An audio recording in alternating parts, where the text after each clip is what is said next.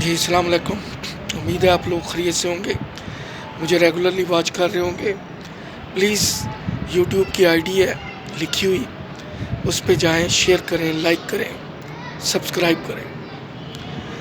آج کا ولاگ انتہائی اہم ہے، ٹچی بھی ہے، تھوڑا ایموشنل بھی ہے، ڈیپ سینس ہے اس میں. وہ یوں کہ اکثر ہم سنتے تھے مقافات عمل، اور ہم قصص الانبیاء پڑھتے ہیں، اسلامی تاریخ پڑھتے ہیں، فرعون کے واقعے ہیں، حضرت موسیٰ علیہ السلام کے دور کے واقعے ہیں، حضرت عیسیٰ علیہ السلام کے دور کے واقعے ہیں، نبی پاک حضور صلی اللہ علیہ وآلہ وسلم آپ کے دور کے واقعات ہیں جو بڑے سبق آموز ہیں. ظاہر ہے وہ تو ہم کتابوں میں پڑھتے ہیں، سوشل میڈیا پہ دیکھتے ہیں، بزرگوں سے سنتے ہیں، لیکن جو لوگ آج جی رہے ہیں، سانس لے رہے ہیں، وہ ذرا اس بات پہ تھوڑا سا غور کریں. میں کسی پارٹی کی نمائندگی نہیں کر رہا، نہ کسی کو انکریج کر رہا ہوں، نہ کسی کو ڈسکریج کر رہا ہوں، لیکن میں اکثر سوچتا ہوں کہ جس چیف آف آرمی سٹاف کو اس وقت کوشش کی جا رہی تھی کہ ٹرانسفر کیا جائے، وہ آئی ایس آئی کے چیف تھے، آج کل چیف آف سٹاف ہیں، وہ چیف آف سٹاف بن گئے.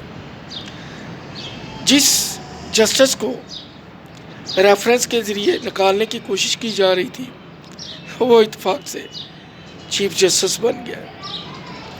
اور جس نواز شریف کو گماں بیٹی کے قید میں ڈالا گیا تھا، وہ آزاد گھوم رہا ہے. بیٹی اس کی وزیر اعلیٰ پنجاب کا حلف لے رہی ہے. اور دوسری طرف دیکھیں کہ جس سے کروا رہے تھے یا جو وہ کر رہا تھا، آج وہ جیل میں بے یار و مددگار ہے. سپورٹر اس کے ہوں گے بہت زیادہ، مجھے کوئی اختلاف نہیں، لیکن آپ سب سے بڑی غلطی اس وقت کرتے ہیں جب آپ اپنی مقبولیت اور کامیابی کو غلط طریقے سے استعمال کرتے ہیں، جب آپ کے مشیر آپ کو غلط رائے دیتے ہیں. تو میں اکثر دیکھ کے حیران ہوتا ہوں کہ عجیب اتفاق ہے. کہنے والے کہتے ہیں جی پی ٹی آئی نے 4 سال میں 70 سال کے برابر قرضے لیے.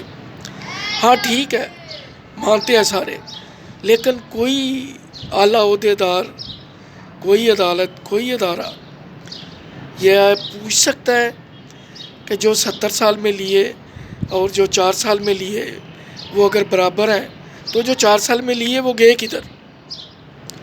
دیکھیں، اگر میں 10 کروڑ کا مقروض ہوں، میں 10 کروڑ قرضہ لیتا ہوں تو میرا قرض تو اتر جانا چاہیے نا. اور اگر 70 سال جتنے قرضے 4 سال میں لیے ہیں تو پھر میرے قرضے تو ختم ہو جانے چاہیے.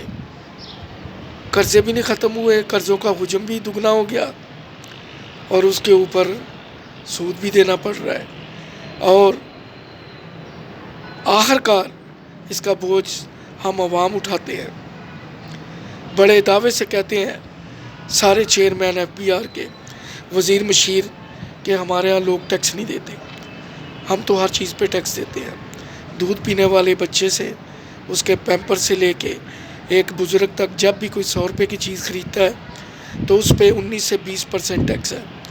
بجلی کے بلوں میں کوئی 8 قسم کے ٹیکس ہیں. اس طرح گیس کے بل جس میں 40 روپے میٹر رینٹ تھا، اب اس میں شاید 1000 روپیہ فکس چارجز ہو گئے ہیں، اور وہ میٹر رینٹ علیحدہ ہے. اسی طرح ہائی ویز ہیں جہاں پہ ٹول پلازے ہیں، تو کتنی انکم جنریٹ ہوتی ہے. جو آستانے ہیں جیسے داتا صاحب ہیں، سیمن شریف ہیں، کتنا نذرانہ آتا ہے. زکوٰۃ کے پیسے ہیں، ٹیلی فون کے پیسے کٹتے ہیں، یہ کدھر جاتے ہیں؟ مجھے اپنی دعاؤں میں یاد رکھیے، کمنٹس میں لکھیے گا. اگر کوئی لفظ کسی کو برا لگا تو ویری ساری معذرت چاہوں گا. اللہ حافظ.